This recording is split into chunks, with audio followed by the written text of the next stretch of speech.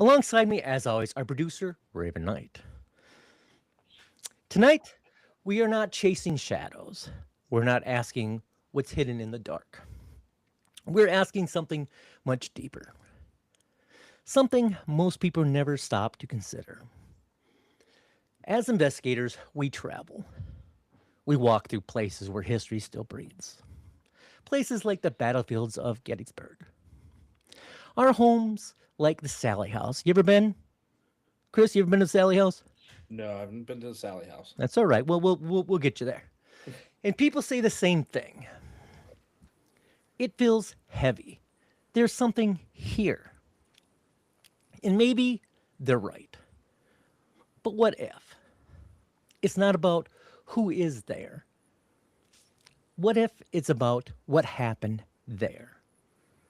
Because if something from us, our energy, our presence, it lingers. Is it tied to the body or is it tied to the moments that define us?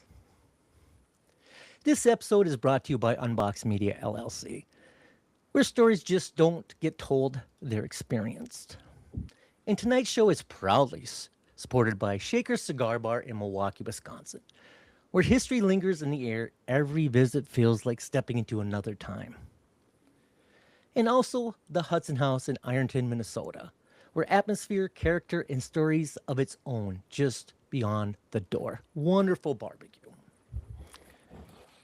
So tonight, we sit down with a man who works not in places where things happen, but with what's left behind. Chris Boggs, a licensed funeral director known to many as your friendly neighborhood mortician. A man who understands the process. What happens when life ends and the body remains? Because there are people who investigate morgues, who walk those rooms at night searching for something that lingers, waiting to catch something still there. But the question is, should it be, does our energy return to the body once we lived in? Do we revisit it, observe it, stay near it? Or do we move on back to places that mean something? Moments of joy, of fear, of meaning. The places that made us who we are. Because maybe we don't linger where we end. Maybe we linger where we lived. This is Darkwoods Paranormal. I, of course, once again is Gabriel Von Graves. And joining us is Chris Boggs. Chris, before we get started into anything, I want to start simply. What drew you to the line of work in the first place? Well, thanks for having me. Number Well, one, thank you for being here. pleasure to be with you guys this evening. Absolutely. It's a very personal story. When I was 11 years old, my dad passed away from a heroin overdose, Sorry to hear and that. I will never forget going and making those funeral arrangements with my brother. My brother, he's a half brother, so Paulie was probably in his mid 20s at the time, and I just always remember sitting there, and I mean, it was a circus. Like the entire family was there, that really had no 2 cents to put into the situation, but they just had to be there. And I remember the funeral director looking at me. We're sitting at a round table, and he was just like, "Hey, this is your dad. You have a say in this too. What do you want to have happen?" And this was back in the day when we had 2 days of viewing and visitation from like 3 to 5, 7 to 9. Third day was the burial. And I just remember that entire, you know, 3 day period just being with that funeral director, asking questions, hanging out outside of his office. And I knew that man had so much other stuff to do, but he was just there for me. And it's just something that always stuck with me. And I always remember walking away from the funeral that day saying and thinking, if I can make an impact on someone's life, even if it's just one single person, that's what I want to do. And now I didn't go into funeral service right away. You know, I was actually a private investigator and a repo man. That's where I met my wife. And no, I didn't repo That's her at cool, all. She man. worked for the repo company. Right. And when we found out we were pregnant with my daughter Skylar, that's when we decided that maybe it was time for me to start doing something a little bit safer. I was like, well, I always wanted to be a funeral director. She's like, well, let's pursue your dream. And that's when I went to mortuary school. That is a wonderful story, Chris. Mhm. That really is. Repo man to mortician. I love that. Love that. And I think Raven's muted. Raven, are you muted? Oh, I am. I was muted. Yes. Yes. But no, Good what that is observation, Chris. The devil is that in is the a great detail for story. funeral directors. It is. It is. That's Speaking of, good. no. What a crazy story though, and the fact that you decided to take somebody's like maybe some of their worst times, like the worst time of their life, but to try to make a positive impact for Oh, some family members, like that is really really amazing, Chris. at the end of the Yeah. day, I always tell people no one is ever in a hurry to see me. You know, but in all reality, if I can, make the worst time of your life a little bit more bearable, and even Mm, find a way to, if we build that relationship and that rapport to bring levity to the situation, I've done my sure, job. That's sure. awesome, Chris. So you've built a following around being open and honest about death care. Why do you think people are so curious, but also so uncomfortable about what you do? Because we're a death Mm, denying society. We are. We We're a are. death denying, and I can tell, and the way I can prove that to you is if you were to ever go to a hospital and you don't know where the morgue is, all you have to do is find the dumpsters Find the dumpsters? because the morgue is at the back door, hidden where the trash goes out. Wow. oh Because wow. no one wants to face death. No one wants to talk about death. But in all Right. reality, we have two things we have to do in life: pay taxes and die. Well, technically, you don't have to pay taxes, but you will go to jail. That's right. Who's the And die? that's And why make lots of friends, Chris. You know what I mean? and that's why I'm such a big advocate on, you know, no one wants to talk about death. And I will tell you, when I sit down with families and they sit at the table with me, and, I will never ever tell someone I am sorry for your loss Mm, because I'll never forget when I first got my license and I met with a widow to make arrangements for her husband. I said, I'm sorry for your loss. And she looked at me dead in the eyes and said, no, you're not. Wow. This is your job. This is your business. You're not sorry. This is what you do for a living. So I will always tell people I am sorry that we're meeting under these circumstances. mm, Oh, that's good. That's good mhm. marketing. You know, That's good. I'm sorry we're meeting under these circumstances, and now what what did we have in mind? What are we going to do to honor mom or dad?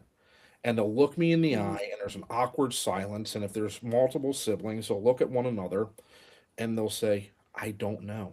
We never talked about it."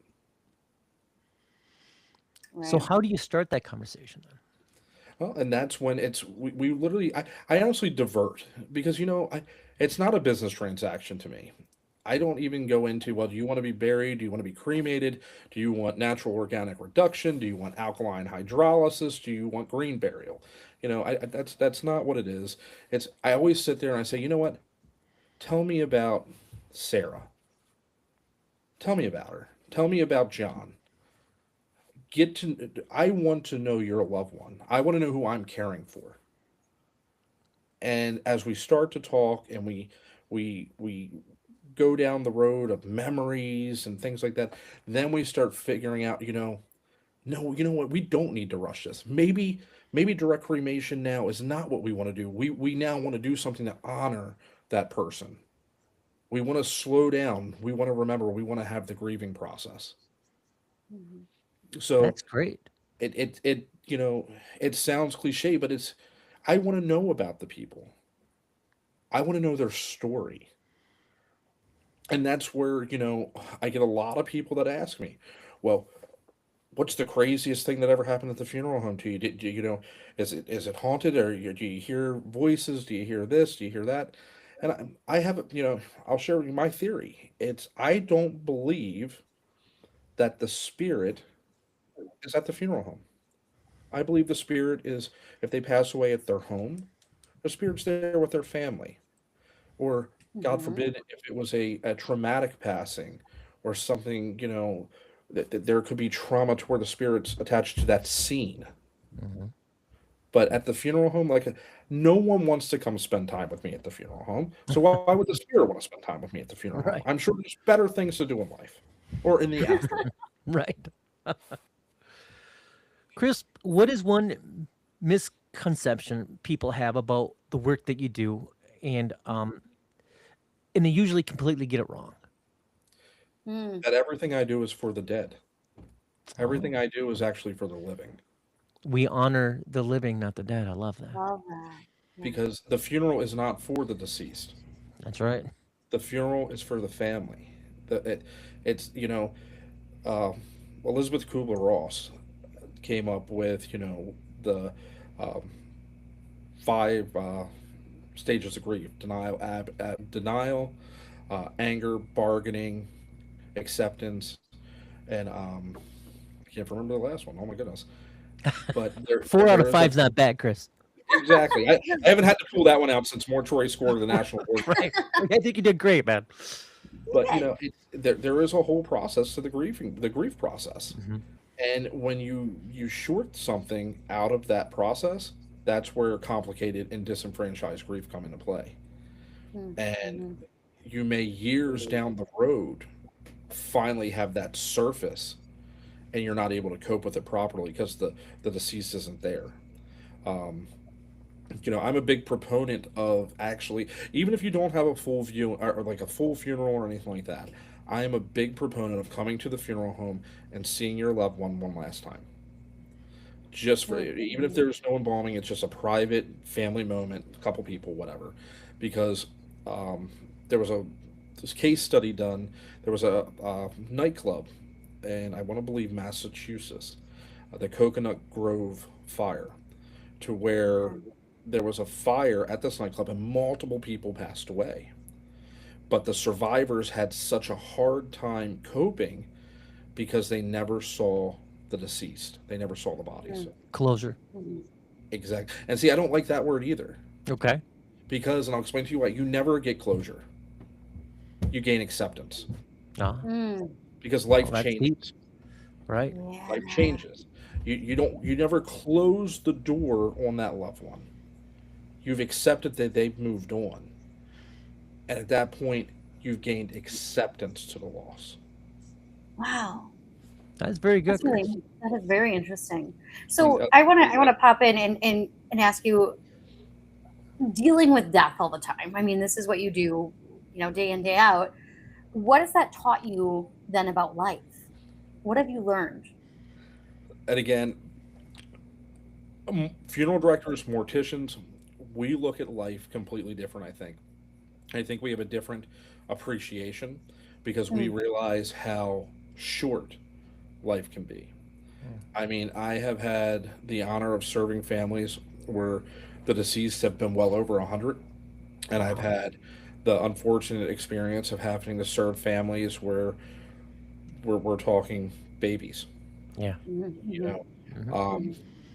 and those are days you come home, and it's hard to say you leave work at work because I don't. Have you ever seen? There's a meme, and it's like two block figures, and it's like an adult and a child, and the child is missing one block, like right from its center torso, and you see the adult like handing this block to the child, Sure. and it's taking pieces out of the adult.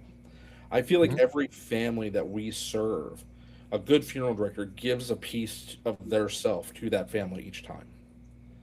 And that's Oh, why wow. self care and, um, mental care is, I am a big proponent for this in our profession because we can't pour from an empty cup. We've got Right. to take care of ourselves. Absolutely. And how Wow. do you get people to come to terms with the loss? That is, so that's not something I can do. Mm. That is something that each individual person has to go through, because at the end of the funeral, the grief process isn't over, and grief is different for every single person. It is Oh yeah. not the same for anybody. There's no textbook answer. So my goal is to take your hand and start you on that journey, and there are resources that I can provide to you for aftercare, but I can only start you on the walk. It's up to you to finish it. That's actually really, your responses are very good, Chris. Very, and How long have you you are been doing this? also, I mean, we should ask you. I mean, we didn't even ask you how long you've been yeah. doing this, because So it sounds like, I mean, you are very knowledgeable, and you seem like you're very grounded. so like I said, when my dad passed away, I was 11 years old, and I became fascinated and enthralled in the funeral profession, and I started actually going around to funeral homes at that age, because in high school you have to do like service learning hours and stuff, Hmm. and wanting to volunteer and get my service learning hours at funeral homes. So I was able to one. I mean, tons of them just like slammed the door in my face, but one gave me the opportunity, and I was able to start working and helping them out and volunteering and getting my hours. And then you know after, I forget what his the funeral director that I was doing the learning hours for, his mother had passed away, and the funeral home got very, very busy, and he's like, I'll get back in touch with you afterwards. And unfortunately, it's just something that never came to fruition at that time. And like I said, so in 2025, when we or 2015, I'm sorry, my word, we found out, my wife found out she was pregnant, and Oh, at that point, fantastic. that is when I decided to go to mortuary school. So I went to John A. Gupton College in Nashville, Tennessee, and I actually did the online program. Okay. So a lot of people don't realize you can go to mortuary school online and only have to go to the actual campus in the fourth quarter to complete your embalming requirements and your restorative art and your final exams to test out for the Wow. national board exam. It's a 2-year program. It's an associate's degree that's required. Some states do require bachelor's, depending on the state. And I started my apprenticeship in 2019 and served my apprenticeship through the COVID-19 pandemic. Wow, good for you. Okay. Yeah. And that was intense. That was intense. I was actually working at a morgue. So, there is a difference between a morgue and a funeral home. So we were working at a morgue for the state of Maryland because we lived in Maryland at the time. What we had done is we had actually gone in and taken over an Olympic ice rink and made Okay. that into a morgue. So we didn't Wow. have the overflow capacity issues that like New York was having at the time with Wow. like freezer trucks and things like that. Yeah. So we were processing all COVID patients that had passed away through this ice rink, and we filled the ice rink probably 3 times. Wow, Chris. So that's Okay. something I don't think anybody really speaks, but we talk about the No. economic ruin that COVID had, but there's always an underbelly, if you excuse the term. And Mhm. business, the death business definitely was flourishing. Well, but now we're paying for it Absolutely, we are. because we stopped. That's a twofold question, and this is where we're going to go down a rabbit hole on this one. I like rabbit holes, Chris. Let's do it. Yeah, we like the rabbit So, holes. so there's a theory. So right now the death rate is down. Right. Okay, because the people that should have passed away over the last 5 years, a good majority of those people, because of immunodeficiencies or just elderly age, Mm. because of COVID, there was such an influx in the death rate. Hmm. So it all happened in 2020, and now the death rate over the last couple years has gone downhill, Oh. and now smaller mom and pop funeral homes are having a hard time surviving, for lack of better word, Sure. because the Wow. financial aspect is not there. The people that they should be caring for, they cared for all the way back in 2020. And then what we did in 2020 is by telling folks, and I'll never forget, this was probably one of the hardest things I ever had to do as an apprentice funeral director, was after someone came in and they'd lost their loved one to COVID, they couldn't say goodbye in a nursing home. They had to do it through an iPad or through a window or something like that. And then you had to look at this family and say, what three people do you want to have come to the funeral? Oh Lord, man. Because you could only have Wow. three people in a building. Wow. And Wow. by the way, those three people have to Hard. sit 5, 10, 15 feet apart. Sure. That's hard. Wow. So, I what a can't lot of even people imagine. chose to do is immediate disposition, direct cremation. Hmm. And what we did is we told people that, okay, that's fine, that's acceptable. You don't need to have a service. And Mhm. now you're coming back through 2021, 2022, 23, 24, and 25, trying to say, here's the value that you need to have a service, why you need to have a service. When 5 years ago, you told them you didn't need to have a service. Mhm.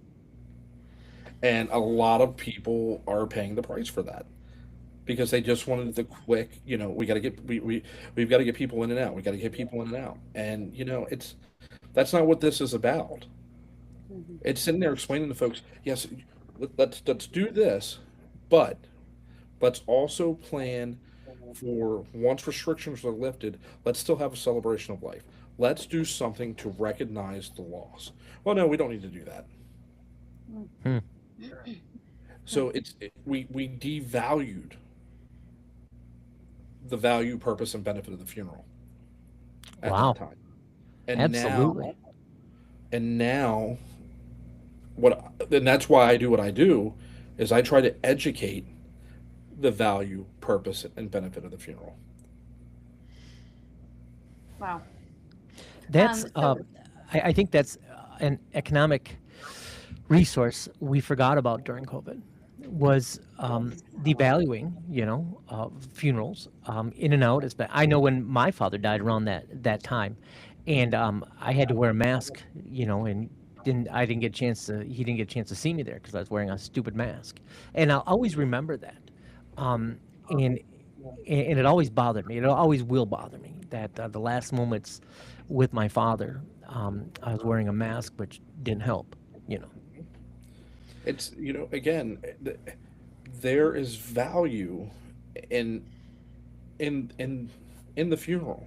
There's a Absolutely. purpose for it, and there's a benefit for it. Um, mm, it's trying to explain it, and then the biggest problem is people don't prepare for the funeral because they never want to think or talk about death. Because again, yeah. going back to the beginning of this, we're death denying society. Hmm. So no one wants to talk about it. And 9 out of 10 people, maybe even 10 out of 10 people, if you go out and talk to them, don't have life insurance. Right. And when it comes to it, and that's where a lot of people come to me and say, "Well, all you are is a vulture preying on people in their time of need." Mm, And it's not about the money. We right. try. I can only speak for my firm. We try to work with every single family, as long as you can legally arrange for the funeral, and you're willing to help or do something. I cannot come and give things away for free. Right. I have a family I need to provide for. We've got to keep the lights on at the funeral home, things like that. Right. And again, we're here to help, but like the good book says, he helps those who help themselves. People lose that term, especially in today's Mm, society.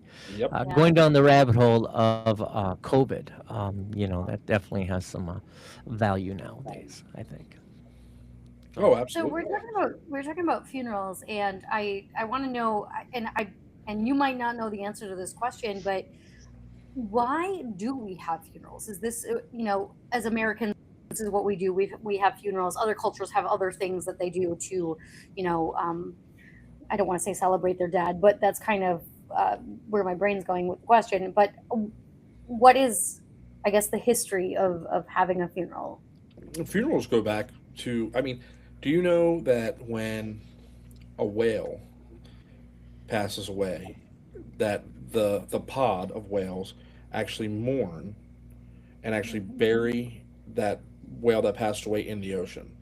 They Oh, that's submerge it awesome. down because it's instinct.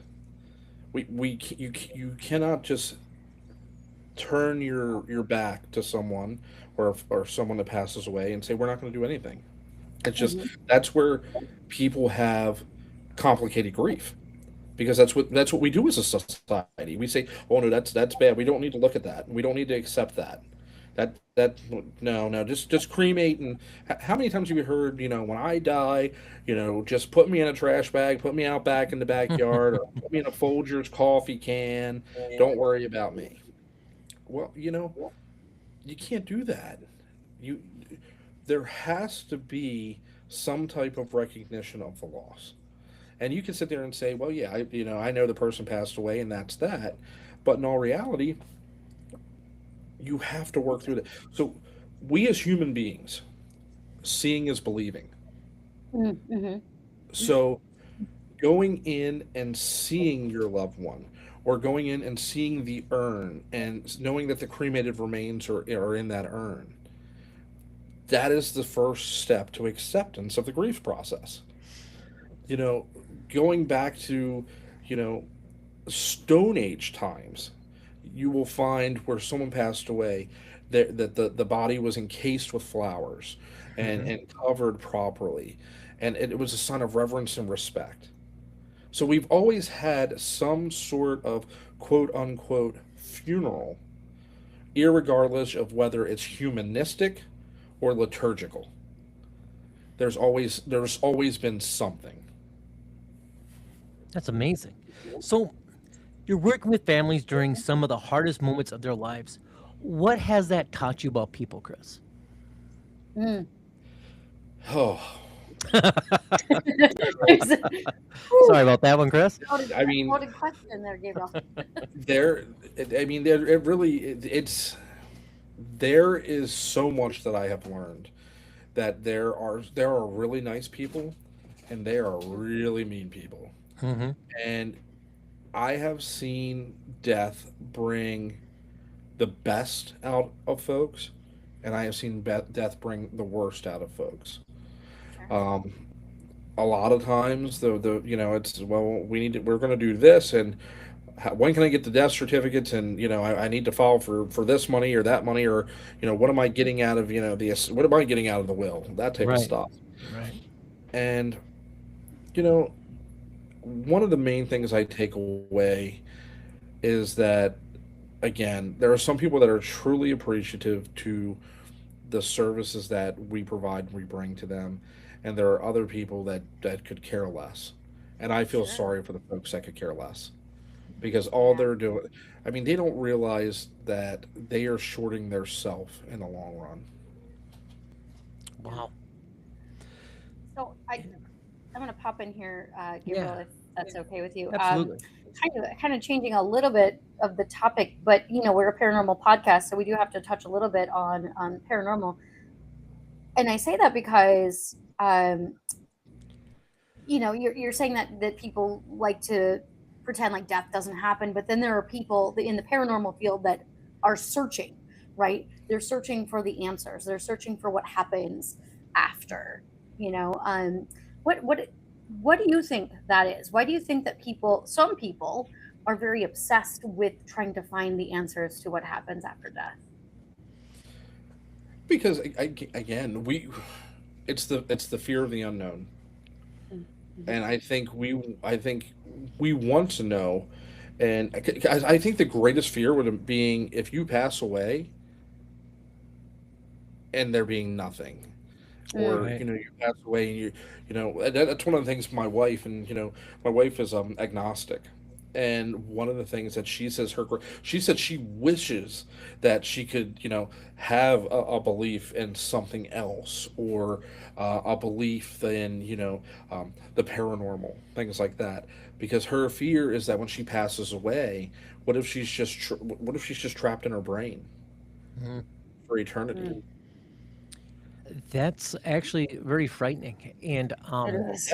it brings things to a reality that we don't have any control when that happens. We have no control at all. I can tell you that I have been in a room when someone passed, and you can feel that there's something in that room, something An changes. energy shift. Absolutely, it does. I've held the paw of a loved pet that passed, and you can see the lights go out. You know, Yeah. just the moment it happens, you can You can literally see feel the it. light. Yep. So that brings us to the question of the soul. And I personally, you know, Raven and I, we've been into like the Sally House, and we've been into other things, and that kind of leads us to more of the paranormal side. And I love the conversation we've had up to this point about the emotional side. Um, I, as a paranormal investigator, my belief is supposed to be that there's ghosts everywhere and there's demons and all this stuff, right? I don't think that people come back.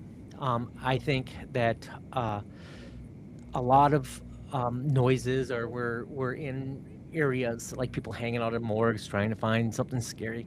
Um, I think that's people trying to overcompensate with their fear of dying and no longer being in control. But I can tell you, being in situations when people just pass, are, you know, with my pet, there is something that releases from the body when it's time for them to leave. And there's a spark, an energy, a light, whatever. Have you ever experienced that? So a lot of the times when I'm called, the Hmm. person has already passed. Sure. Um, so other than in my personal life, um, I have never been there when someone passed away. I have, we our dog about 3 years ago was to the point to where we couldn't be selfish anymore. We had to let her go, Mm. and we had the vet come here, and I held her in my arms, and we did everything here at the house. And I will tell you, just as you said, I'm holding her, and you could just feel just the emptiness Mm-hmm. that just happened right then at that time. And you know I again, going back to my theory, is I believe that if you pass away, and again, based on whatever religious belief that you may hold, if there's a heaven or whatnot, if you're there, why would you want to come back? If it's this amazing, phenomenal place, why would you want to come back? I wonder that, again, for spirits where there are where or locations where where there is activity, is that person trapped for whatever reason, to Mm-hmm. where they can't cross over, so to speak, or move on for some reason.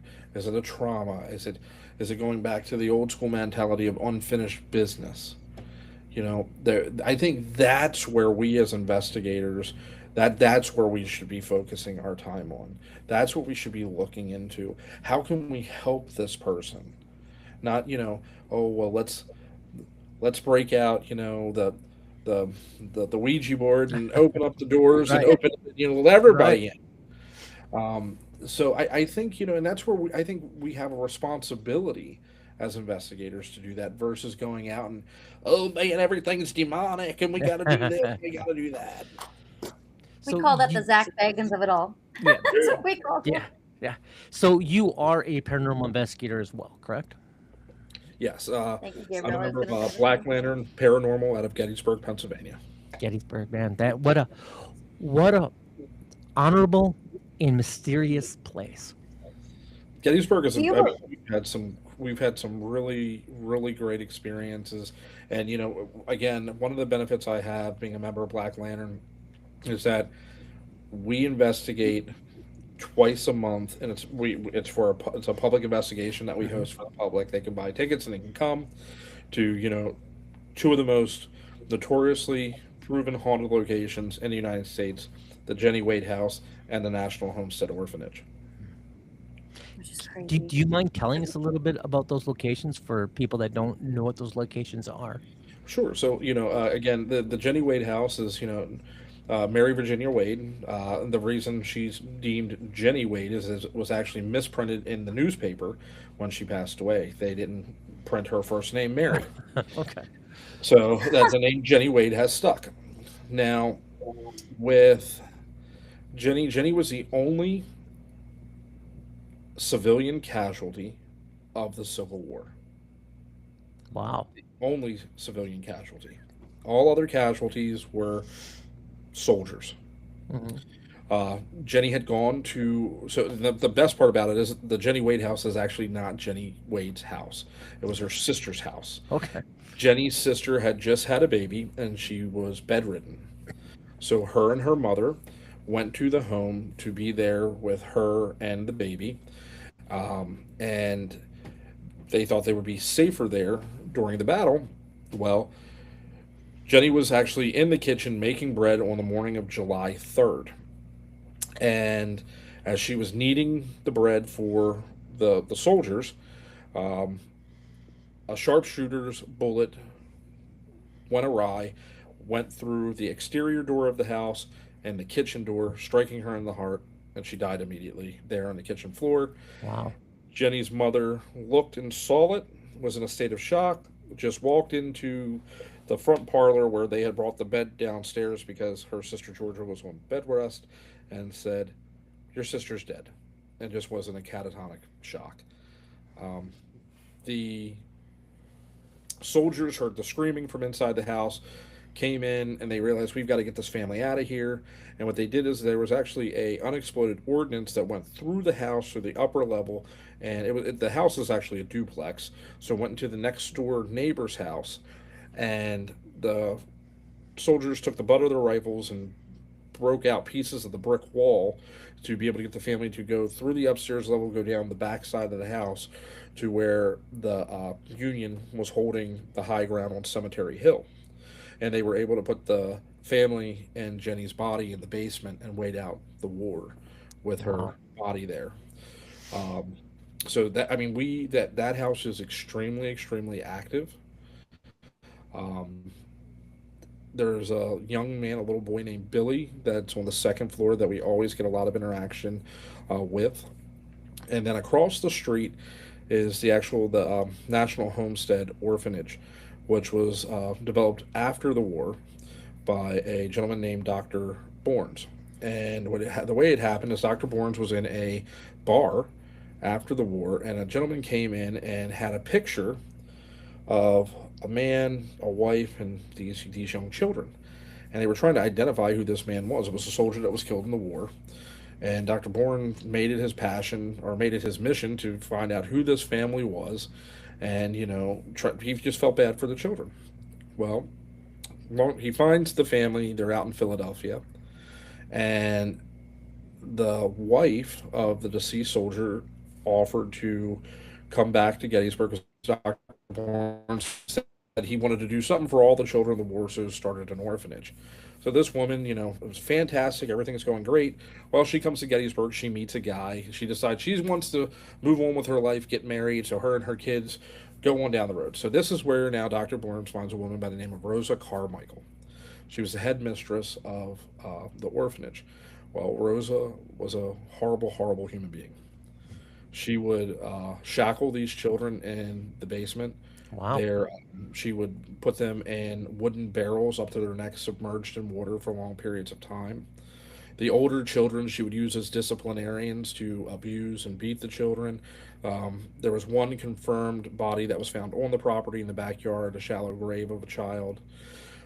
There was actually a pit that was devised in the basement in the back room, which has no light in it whatsoever, to where the children would be kept down there shackled to that wall for days. And when the folks of Gettysburg found out about this, she was fined $20 and told to leave Gettysburg.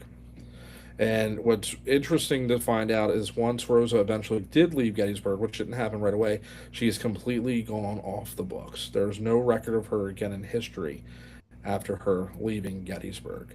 So the question is did one of the older orphans finally get their retribution with Rosa? Or did she just go? Because back in that day, it'd be easy to go to another town and say, "Hi, my name's Elvis Presley," Right. and Right. start a life that way. Right. Uh, there that the orphanage is extremely active.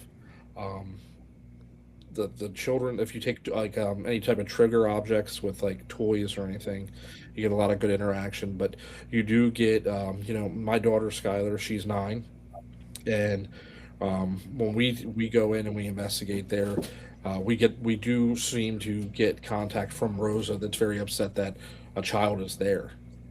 Oh, So we've gotten oh, the Wow. defensive. You got to leave. This is not a good place for kids. I'm assuming is where it's coming from. and I think it's more so just because of the hate she has for children. Oh, wow. Mhm. I really do, because when Sure. we were there, one of the Spirit Box EVP, our Spirit Box sessions we got was a female's voice, and it said Rosa, it said her name, and then we finally, being the great father that I am, decided to use my child as bait, Hey, yeah, right. and I Yeah, said, yeah. you know, I'm like, I'm like, Rosa, are you okay that Skylar's here and it's so late that she's out of bed? And it's just, you could hear this, oh no, Oh, and then you hear, I said, well, what do you want to do with Skylar? And you hear it say it 3 times. It says pit, pit, pit. so at Oh that my point, did you God. pick up your daughter and run, or did you like, well, honey, it's time to go to bed?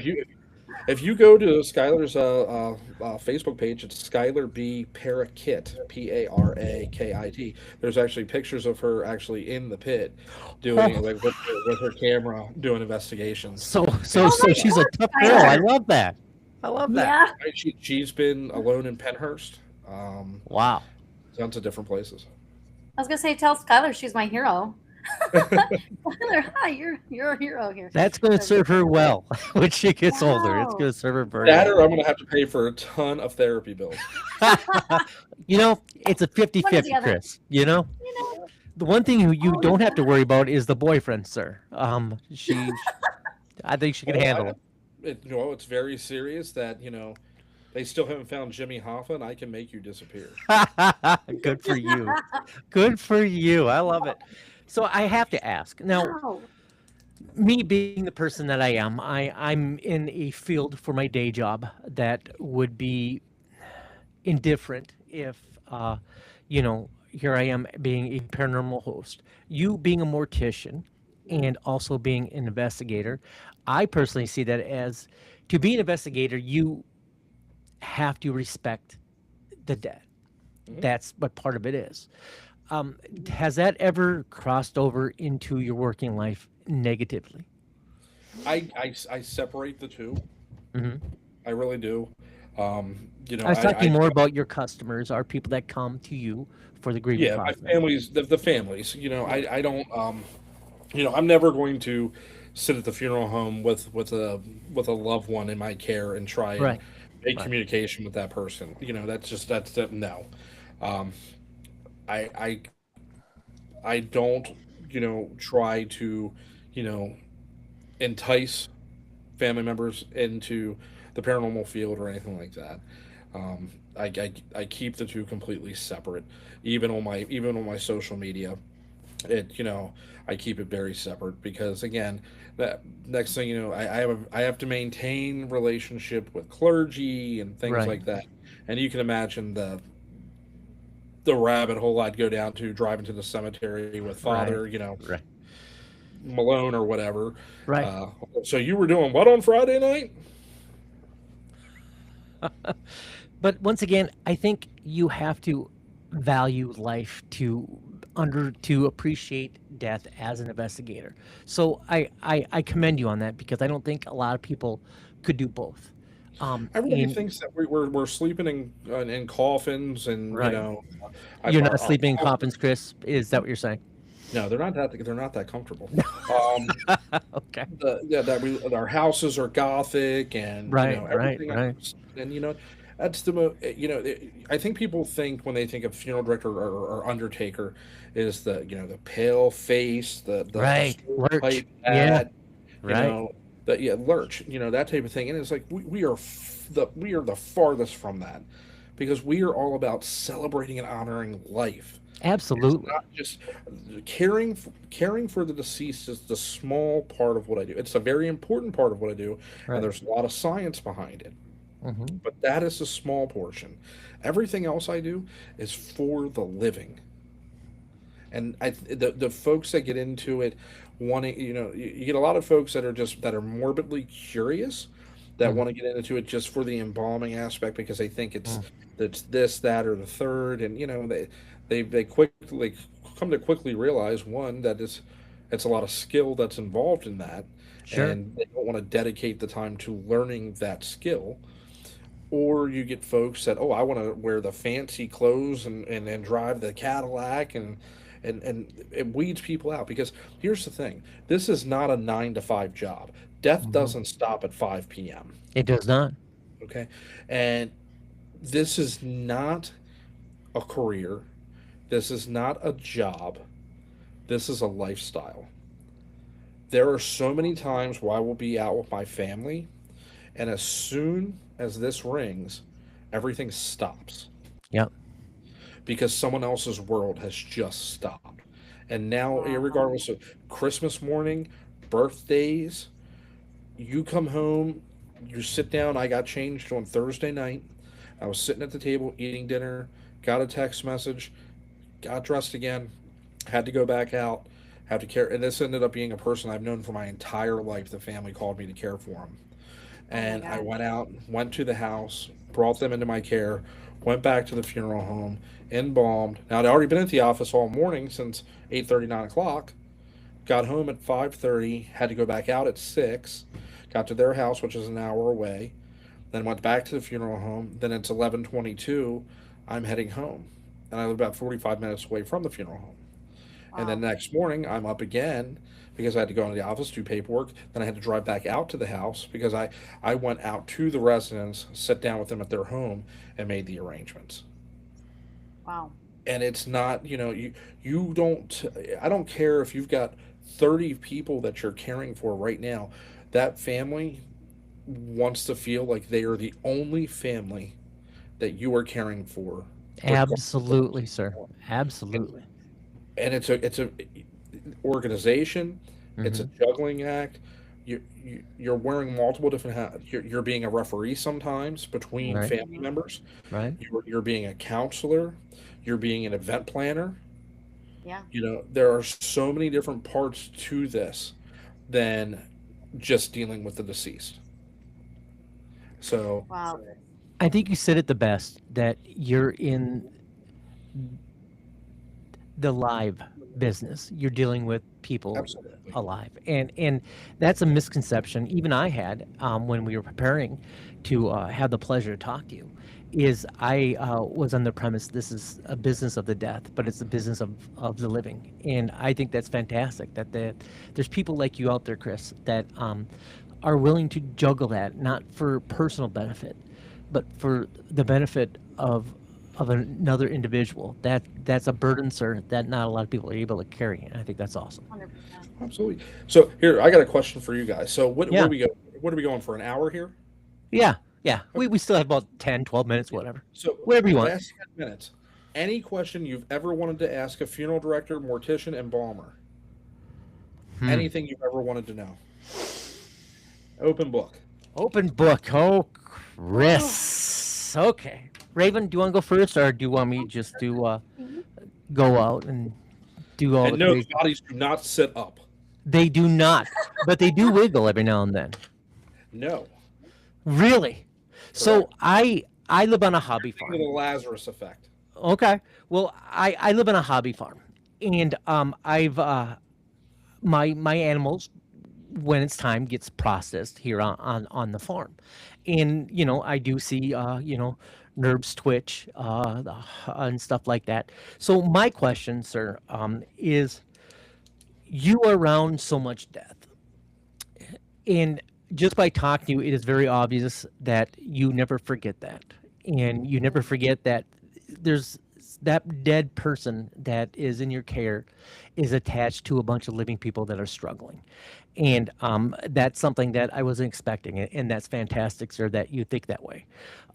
When you are, I'm assuming you've had to go and pick up individuals that were in accidents. You were called to the scene to come and pick them up. Have When you were there, has there ever been a time where you kind of stopped for a second because you knew you were not alone there? Or I mean, obviously there's other people around, but you knew in that instance that the person that you're about to receive is still watching. So I can't say that it may have been that person. Yeah, you always Mhm. treat a decedent with the utmost care, dignity, and Absolutely. respect, Right. no matter what. Now there have been times at going to like a scene of a suicide, Mm. and you could, as soon as you walk in, you feel a heaviness, almost like an oppression. Hmm. And now this could go into, again, is it spirit of the deceased, or is it something darker that may have caused that decedent to do what they've done? Well, that's a very good insight, sir. And you can feel the difference in the room. And Hmm. I mean, you get that whole hair on the back of your neck standing up Right. type of sensation. And normally we try to get in and out of a scene quickly. Right. We try not to dilly dally, so to speak. So to sit there enough to really feel if there was somebody there. I couldn't answer yes or no to that because I don't think that's giving it justice. Now I can say that you can feel something, Right. but I can't sit there and say it was that person, if Right. that makes sense to you. It does. So, for someone listening tonight that has never really listened to a mortician like yourself and Bomber, this person who is afraid of death, what would you tell them? What would you tell them about death? Death is the greatest adventure I've never because we heard it don't put that way. know what's next. That It's is the unknown. It's 100% for correct. us to find out, and Right. that's why I think the more we try to sit there and try. I almost wonder, and I heard somebody say it once that you know, do you think spirit is not allowed to tell us because it's not our time to know what it's like after death?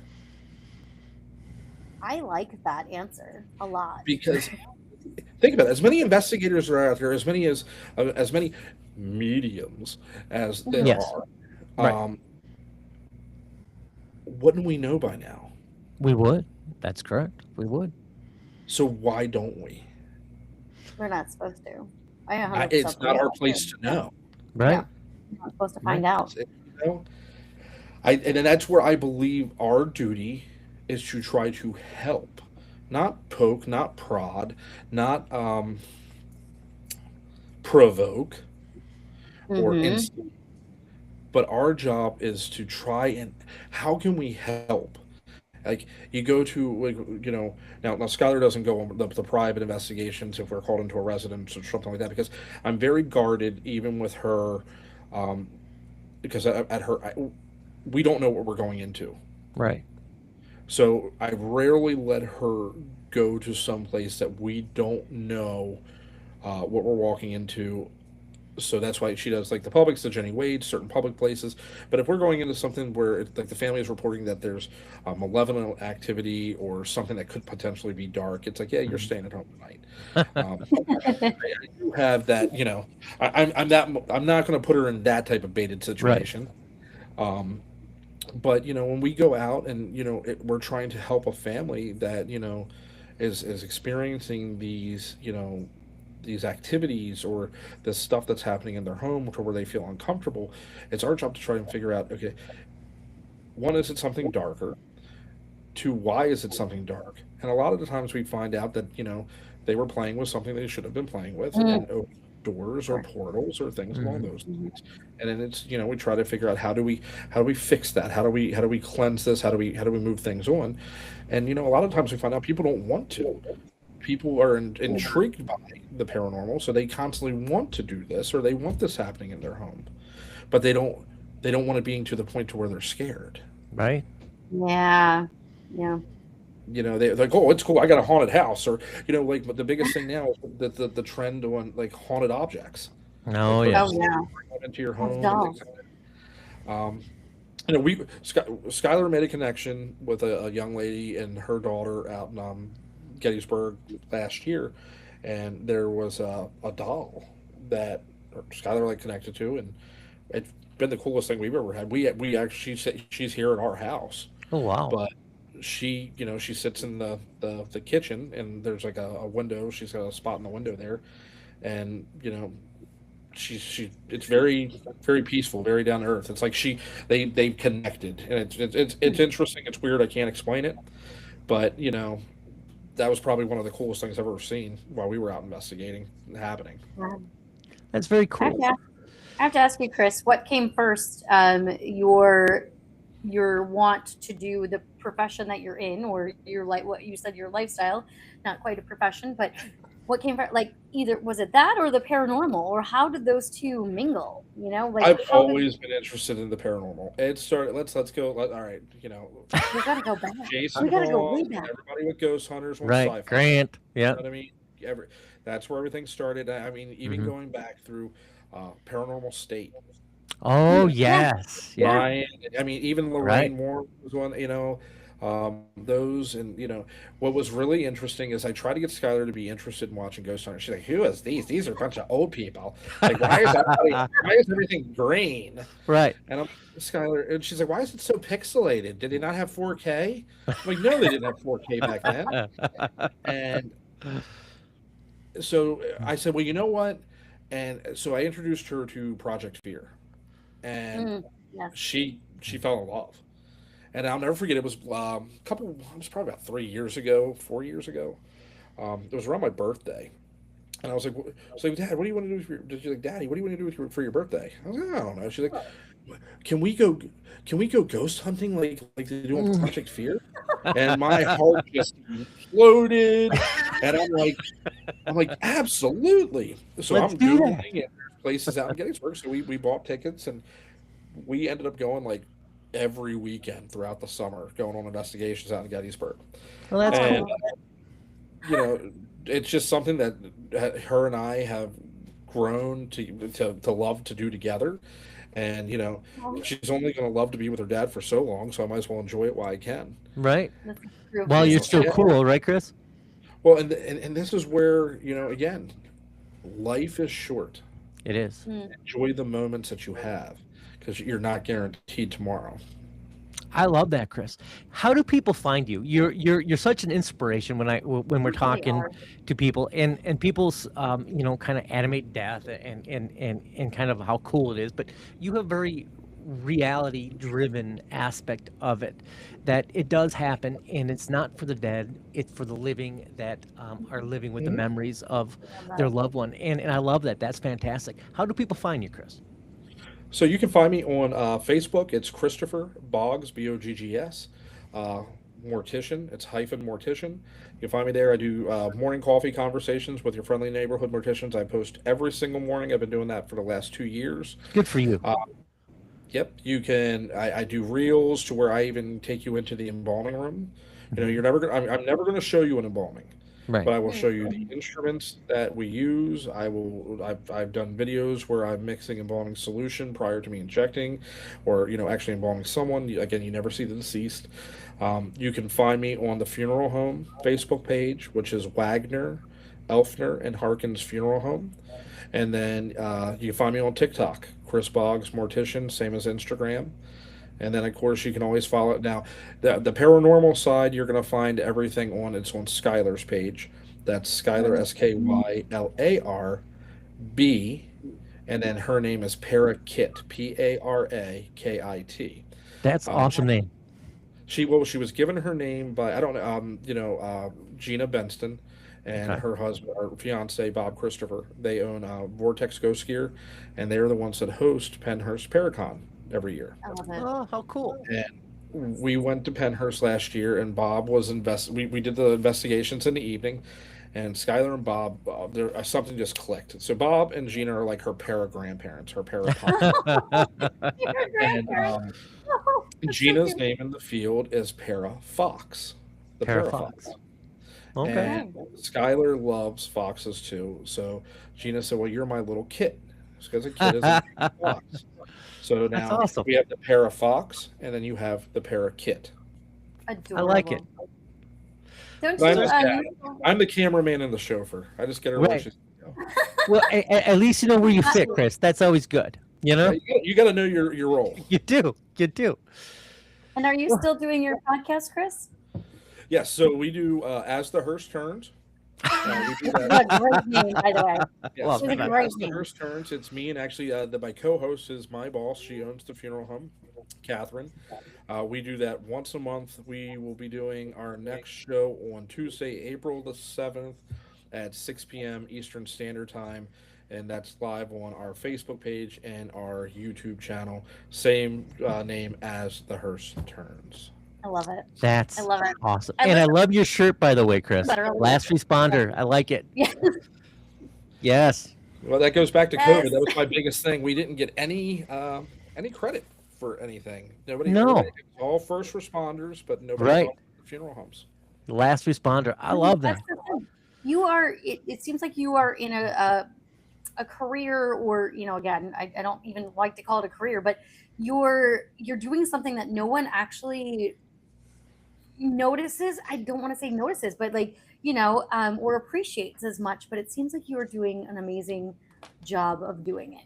Being there for Oh, the families, and doing what you're doing. Like it's a job that people seem to forget about, but it's very important. it's a thankless job sometimes. It really is. But a lot of times, the biggest folks that critique us and give us the negative comments and the bad rep and stuff like that are actually folks from within the profession, Sure. because we're doing something that constantly was taught that you don't talk about what goes on at the funeral home, you don't talk about what goes on in this room, this is a sacred thing, this is that. Stereotypes. Hmm. And you know what, we said screw it, we're pulling back the curtain, we're opening up the doors. And you know what, the following, I think Catherine's over 100,000 followers on Oh, her wow. page. Wow. And it's people want to know about death, they want to know about the funeral service, and that's what we're here to do. That's fantastic, Chris. It really is. Yeah, I Well, love that. I do. any last words, Raven? Like I just said, I think it's kind of a thankless job. It's a job that we never really think about that people do. And I just want to say, Chris, you've been an amazing guest. You're an amazing person. I That's can't true. wait to meet you in person as well. You just, I think everyone should go and listen to your podcast and follow you. And of course, follow your daughter. She seems awesome. She does. I'm her biggest fan right now, just so she knows. But I'm so glad that you are doing what you're doing. It seems like you're making a great impact for the living. So that's all I I try want to. to say. And I thank you guys for having me. And here's the Yeah. thing. Put some more stuff together, and then shoot me an email. We can definitely do it again, because I Well, don't Chris, think we really scratched the surface of anything absolutely. to talk I'm about. sure we did. Yeah. Well, on that, if you don't mind, to hang on a little bit after the outro, we'd appreciate to talk to you a little bit more. Sure. Fantastic. Well, tonight we asked the questions that don't come with easy answers. We looked at death not as fear, but as something we all eventually face. And through our conversation with Chris, thank you for being on, sir, we were reminded of something important, that there is process, there is care, there is understanding, and there is still so much we don't fully know. Because whether you believe that everything ends or that something continues on, the question still remains. What stays? Is it the body, or is it the moments, that the laughter, the fear, the love,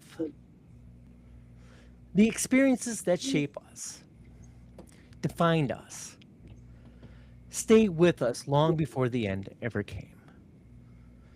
Maybe it was never about where we ended. Maybe it was about where we truly lived and how we truly lived. And that is something only you can decide. So tonight,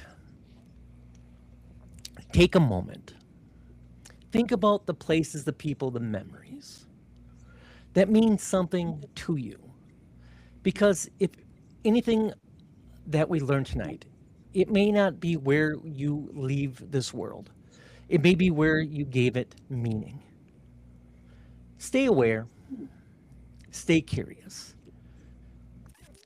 and most of all, my friends, Do stay safe. And remember, life isn't measured by the body we leave behind, but by the moments we filled with meaning before we ever had to let it go. Thank you for joining us tonight. Thank you, Chris, once again. And That's great. have a wonderful day. Thank you. Stay a little bit longer for us, Chris.